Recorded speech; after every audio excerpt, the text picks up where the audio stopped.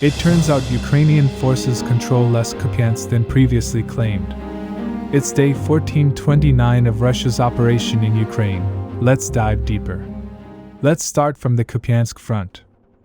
Since the last couple of days, there has been lots of back and forth, and as a result there is lots of disagreement between sources. Last time on this front, we saw how Russian forces had started counterattacking on the eastern side of the river. We saw them advance from two axes, with the goal of taking Ukrainian troops in Petropavlivka and Kucherivka into encirclement. They were able to reach Podoli from the city, and Kurievka from the east.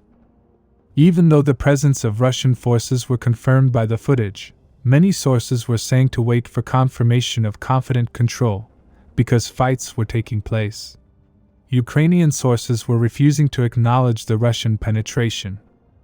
In the meantime, Ukrainian forces launched a counterattack to recapture the lost areas. It was reported that they managed to push Russian forces from Podoli, and also recaptured lost areas on the eastern axis. But this proves that Russian forces were able to gain confident control prior.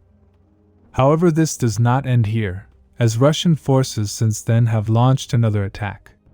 In the latest report, it was reported that Russian forces this time from the north started attacking Piszczyn. As a result, they managed to take the settlement into semi-encirclement. Now on the western side of the river. Recent geolocated footage has clarified Ukrainian control. At the moment, it seems like Ukrainian forces do not have confident control of Radkivka, which, as you know, were considered under Ukrainian control. In addition, within the city, there are lots of gray areas which were up until now also considered to be under Ukrainian control. Now moving to Kostiantynivka. In our last report, we saw how Russian forces captured fortification around the intersection and entered Ilinivka district from the south. In addition, I also reported how Ukrainian forces are counter-attacking near Chasiv Yar as they recaptured the village. As you can see, similar to Kupyansk, both sides are on the attack. However, Russian forces are advancing steadily. In the latest report, multiple Russian advances were confirmed.